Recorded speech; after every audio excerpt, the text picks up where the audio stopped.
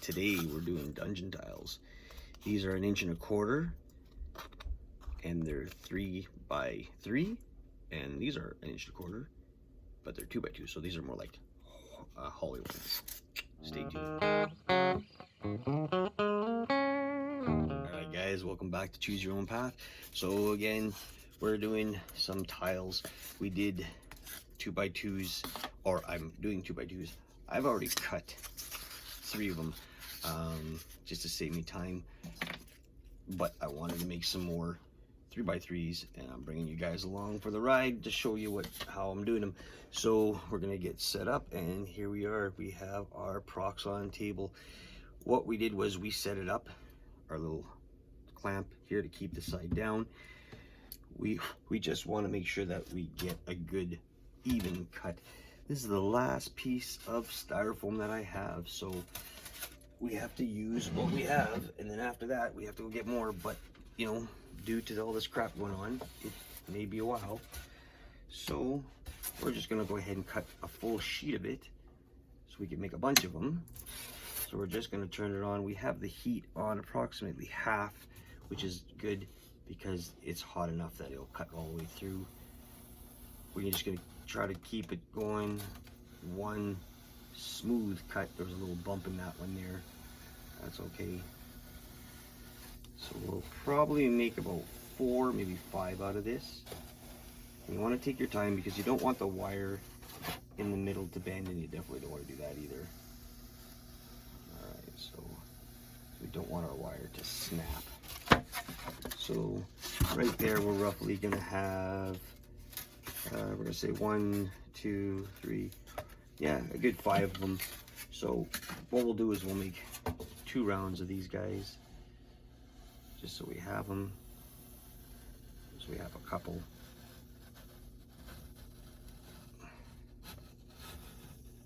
Like I said, you just want to go slow enough so you don't want to snap the wire if you can. I notice there's a little bit of a bend in it, so probably where I'm at right now is not enough heat to the wire. But if I go slow, I shouldn't have a problem. Alright. So there we go. We have ourselves the first starting sheets. Then always shut your machine off if you're not cutting right away. Let it cool down, kind of thing. Oh, you know what, I gotta tell you guys, it's been bad. Woke up yesterday and I threw my back right out, and I've been really suffering the last couple of days. So if I look a little squinty eyes, it's probably because of the medication. So the next thing we want to do is we know that these are all set up for 1.25 inches, and the reason why I use 1.25 inches is because I find that with the bases, I was doing inch tiles, and if you're making a base, a round base, octagon base, whatever you want kind of base, and you put it on here, it overlaps and it just doesn't look right. I think 1.25 inches, there's a couple of forums I was on and they were saying, yeah, inch is good, you know, some people 1.25 inches. It takes a little bit more styrofoam, but you know what, I think it works a lot better. So that's what we're gonna do. Sorry, I have to bend down here a bit. I'll just turn it up a bit, guys. That's what we're gonna do, is we're gonna keep our bases at 1.25 inches at all times, just so that it makes more sense. I'll give you an example. This was the hectagon one that we did. When you put him on, don't fall. Well, when he falls, I'm gonna bend over this sucker. Get careful. So when you put him on the hectagon way, he sort of does overlap a bit on the edges. Like the 2 flat edges are good, but the other edge kind of goes over. But with a round base, you wouldn't get that, because it'd be almost just a little bit bigger than an 1 inch round. Maybe 1 inch would be the proper size to put on these guys. But then you would have a little bit more space to turn your guys around. I'm not sure how people always play. If they go, you know, if you're looking this way, you have to count a move to turn the guy, and then turn. I'm not sure. Like I said, I don't play the game. I just love making this stuff. If you're interested in, you know, purchasing stuff like this from me, hit me up. I can tell you, you'll get it for a good deal. If your kids or if yourself play the game, just let me know. So basically what I'm gonna do is I'm just gonna flush them up to the sides, I'm just going to draw my lines through, just so that I can cut my squares, I guess you could say. So we'll get that all straightened up. I'll continue this and then come back because it's a long process. So we got all our lines. So now what we could do is just cut the other side, cut them all out, and you'll always have, well, because of the size of my styrofoam, I have about 1.5 inches too much here. I'll just do that by hand. So I'm gonna just turn this up just a little. Just follow in the line. Hopefully the ends are somewhat straight. Like, I mean, you may miss it by a little hair of sort. You can always tackle that by taking it off or just incorporating it into the piece after, right? So, but you want to make sure that you get somewhat straight lines. What I'm noticing is because of the angle, the first cut was crooked, I didn't exactly cut on my line. So we can help that out by just sort of by hand taking that one little line out. Just do it slowly, and that piece will come out smooth. Save a piece, it's always good for something else, right? And then going back to this one, again, it's off by a bit. That's okay. You can always fix that. Like I said, maybe we'll just keep that one there. Yeah, because now we're way off. That's okay. I mean, they're not going to be always perfect. If you see the difference, we're off by like a shard, like a millimeter. Not a big deal. And then we'll take this side out too. Maybe we'll just take that little hair out just by hand, like that. And like I said, we can keep these pieces, it's always good. And the last piece, we're just gonna run it through. So then we have a pretty close, if you can see the little gap there. And the crookedness doesn't matter. That's just because it was an end piece. This one's obviously straighter. We can just fool around with that. So I'll cut off these last pieces and I'll get back. So we cut them all. We did our lines through. Next one you do is, I just save time. I just take the same piece and I just kind of eye it out by putting the lines through. This way they line up the same way. Then just to take your measuring, you can just take a ruler or whatever you have, and then just line up from tip to tip where you just cross that line, and then put it through. You want to score it deep enough, I guess.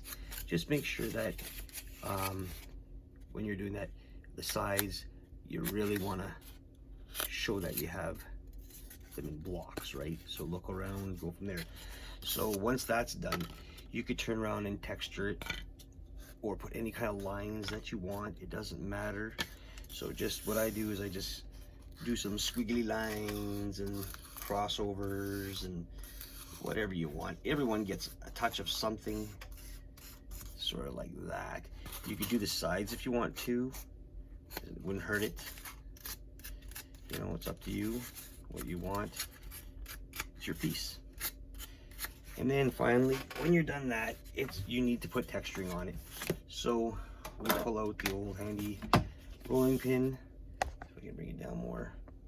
There you go. And just by going back and forth, turning it maybe a bit, and I'm just rolling the camera, but that's okay.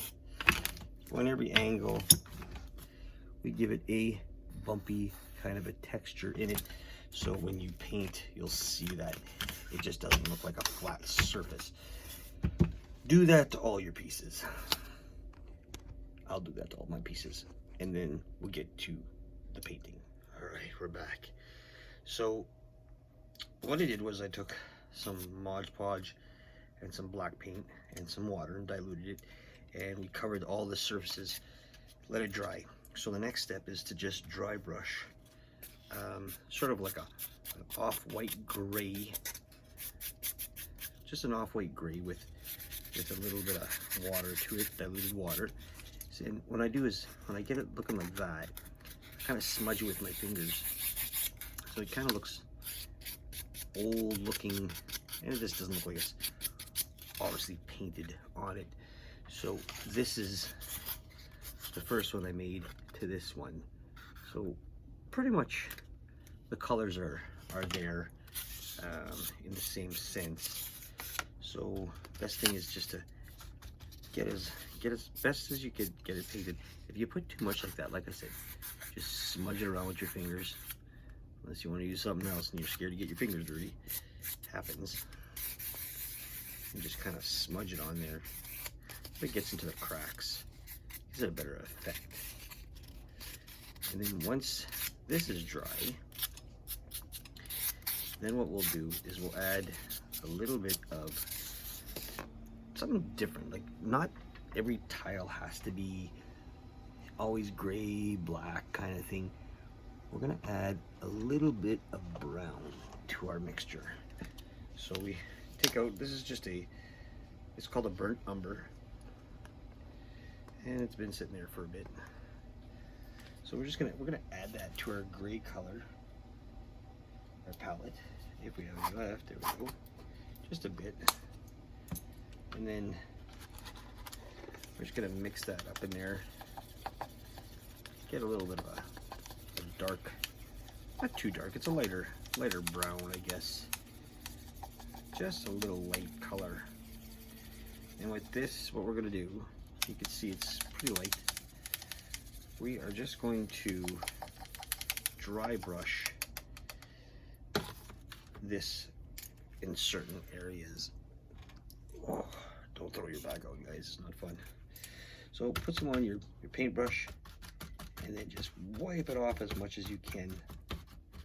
Like you're just trying to get just a little bit on there, and then just lightly touch certain areas, and that'll give you a different kind of a highlighted look, where it's not always just gray black kind of thing. It's always the same colors for dungeon tiles, I guess, because it's in the dungeon.